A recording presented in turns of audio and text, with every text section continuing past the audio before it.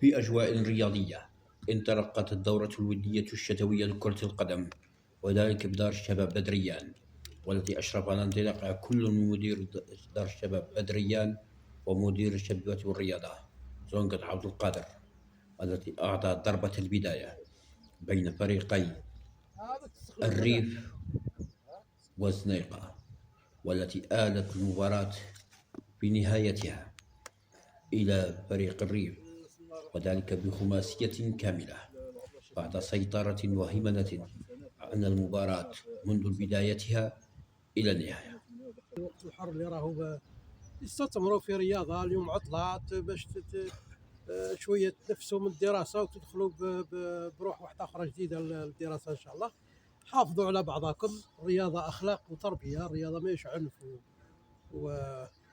ونرفزة، الرياضة تربية بالدرجة الأولى. نتمنى لكم إن شاء الله هذه المناسبة ولا هذه العطلة تفوت بظروف جيدة وحسنة، والتوفيق للجميع وربي يوفق الجميع إن شاء الله. والسلام عليكم. الرحيم. أول مرحبا بكم في دار الشباب. الدورة اللي درناها أخوية ونشوفوا قدراتنا ورانا نحن، خلاص نلعبوا كرة نظيفة ونروح، ما راح نبداو كأس العالم، ما رايحين إلا خسرنا ما نزيدوش نلعب، خلاص. إن شاء الله تكون روح رياضية سائدة بيناتنا، ومرحبا بكم، وإن شاء الله عقوبة مناسبات أخرى ودورات أخرى إن شاء الله. وانطلقت المباراة بين فريق أولمبي الريف والزنيقة، والتي أعطى مدير الشباب والرياضة زونقة عبد القادر ضربة بدايتها، والتي كانت سجالا بين الطرفين في البداية، ولكن مع مرور الوقت عرف فريق أولمبي الريف من أين تؤكل الكتف، فكان عليه أن يسجل الهدف تلو الآخر، وضرب بخماسية كاملة في مباراة سيطر عليها في بدايتها ونهايتها. معاكم لاعب أولمبي الريف. اليوم درنا ماتش زين كاع، لعبنا كونتر زنيقة، فزنا في المباراة جميلة ولعبنا مليح، وعقوبة الماتشات الجاية إن شاء الله وبالتوفيق. الله يبارك. أشكر مدير التربية على تنظيم هذه الدورة، وبسبب الماتش اللي خسرناه كان عندنا ضغط وما كناش قادرين.